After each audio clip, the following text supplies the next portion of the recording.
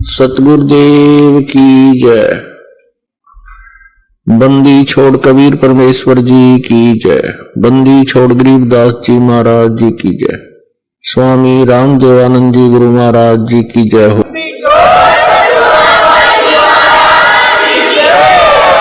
परमात्मा आकर के यथार्थ ज्ञान समझाने की चेष्टा करते हैं, परंतु काल प्रेरणा से ये प्राणी उस अज्ञान को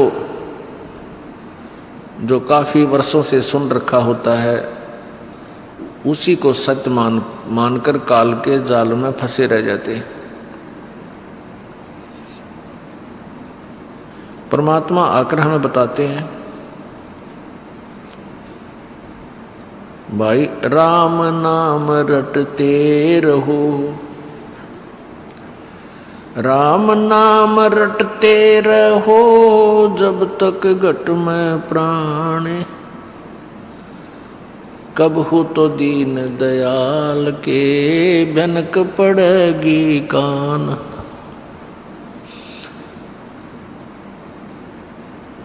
इस मिट्टी के महल में मगन भया क्यों मूडे, कर साहब की बंदगी उस साईं को ढूंढे।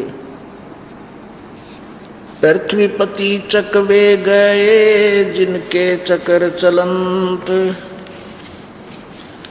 रावण सरीखे कौन गिने हैं ऐसे गए अनंत। कबीर थोड़ा जीवना ये मंडे बहुत मंडाने, सब ही उभा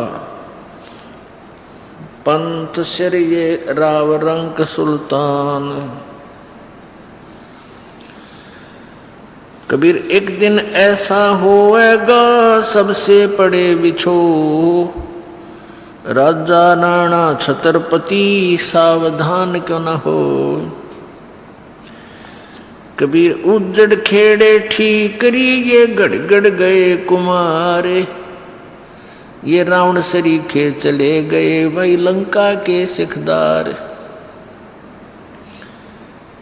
कबीर कहाँ गर्बियो ये देही देख सुरंगे, बिछड़ ब्या मिलबो नहीं जो कचली भोजंगे। ये परमात्मा परमेश्वर कबीर जी इस भोले जीव को जो काल के जाल में इस झूठे सुख को सुख मानकर निश्चिंत होकर फंसा पड़ा है, उसको क्या समझाना चाहते हैं कि झूठे सुख को सुख कहे ये मान रहा मनमोद, ये सकल चबीना काल का कुछ मुख में कुछ गोद। जिस लोक में हम फंसे पड़े हैं इसका राजा, इसका मालिक, इसका स्वामी प्रभु भगवान ये ज्योति निरंजन है, काल है। इसी को ब्रह्म, ये ब्रह्म नाम से भी प्रसिद्ध है।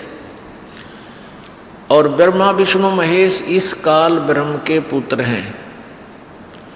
इस काल ब्रह्म ने सत्यलोक में, उस सच्चे लोक में जहाँ कोई कष्ट नहीं, कोई दुख नहीं, कोई जरा और मरण नहीं, बुढ़ापा नहीं, कोई रोग नहीं, हम वहाँ रहते थे। वहाँ इस काल ने एक गलती की थी और हमने भी इसके साथ हमने भी ये गलती की थी जिस कारण से हम इस काल के जाल में फंस गए। तो इसने और भयंकर गलती की थी जिस कारण से इसको ये श्राप लग गया 1,00,000 मानव शरीरधारी प्राणियों के नित आहार करने का, जिस कारण से ये हम सभी को यहाँ मूर्ख बनाकर रखता है। हमारे को ये सच्चा ज्ञान नहीं देने देता। सतलोक के बारे में इसने पूरी जानकारी समाप्त करवा रखी है। अपने से ऊपर किसी प्रभु के बारे में ये सोचने भी नहीं देता किसी प्राणी को।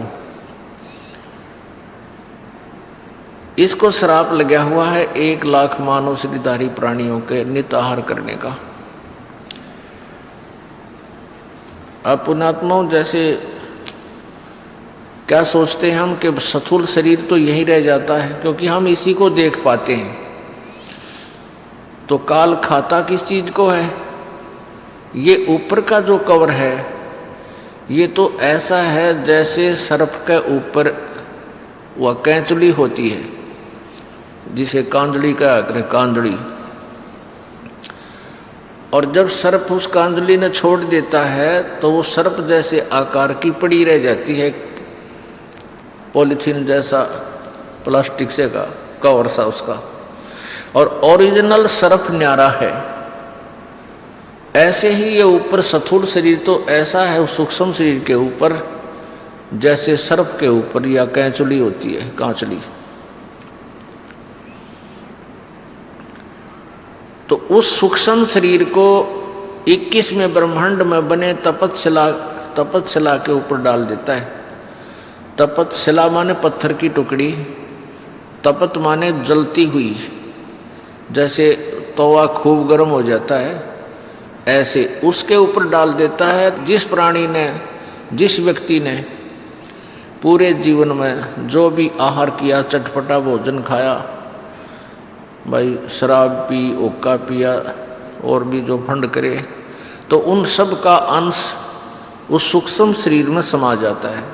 उस सूक्ष्म शरीर को गर्म करके वहाँ से पिघल उस सूक्ष्म शरीर में से उस गंध को निकाल लेता है। ये जीव मरता नहीं सूक्ष्म शरीर में, लेकिन पीड़ा घनी होती है, उसको ये खाता है। उसके लिए, अपने आहार के लिए हमें यहाँ पर बाई फोर्स रोक रखा है। प्राणी को इतना विवश कर रखा है, अपने तीनों पुत्रों को एक एक गुण युक्त बना के, ब्रह्मा जी को रजगुण युक्त है और विष्णु जी सतगुण और शिव जी तमगुण युक्त कर दिए। इन तीनों में से निकल रहा प्रभाव प्रत्येक प्राणी को रह रहकर प्रभावित करता रहता है। जिस कारण से ये प्राणी जैसे कोई शराब पी लेता है या कोई नशे की गोली ले खा लेता है, तो उसके बाद उस प्राणी के बस की बात नहीं, वो कैसे बै की बात करता है, कैसे लड़खड़ा के चल रहा है, वो विवश है। और ऐसे ही करेगा, चाहे 1000 ने शराब पिला दो, सब एक जैसी एक्टिंग करेंगे। तो ऐसे इन तीनों गुणों का प्रभाव हम सब प्राणियों के ऊपर प्रभावित है, और जिस कारण विवश होकर के ये प्राणी संतानोत्पत्ति करते हैं। ये संतानोत्पत्ति रजगुण ब्रह्मा के गुण के प्रभाव से, और फिर आपस में मोह ममता ये भगवान विष्णु जी के सतोगुण पर्व के प्रभाव से, और फिर क्रोध, गुस्सा, लड़ाई झगड़ा, नरे कुक्रम तार दे, तो ये तमगुण शिव जी के गुण के प्रभाव से। परमात्मा हमें ये समझाना चाहते हैं कि तुम जिस संतान और संपत्ति को अपनी मानते हो ये तुम्हारी नहीं है, ये आपकी नहीं है, और आप इसको अपनी मानकर इसी से चिपके रह जाते हो। जब आपका शरीर अंत होता है उस समय भी आपकी आस्था ये रह जाती है कि ये मेरा है, ये मेरा है, ये मेरा है। तो पुनर्जन्म आपका वहीं किसी अन्य प्राणी के रूप में आपके वहीं उत्पन्न हो जाते हो। कोई कुत्ता बनकर उसी गली में उसी परिवार के लठ खाने के लिए फिर जन्म ले लेता है। तो इस तरह तुम्हारी दुर्गति परमात्मा कह रहे हैं कि इस काल ने कर रखी है। तुम मेरी बात को मानते नहीं, इन काल के दूतों को, नकली गुरुओं को, महर्षियों को, इनको तुम पूरा समर्थन दे रहे हो।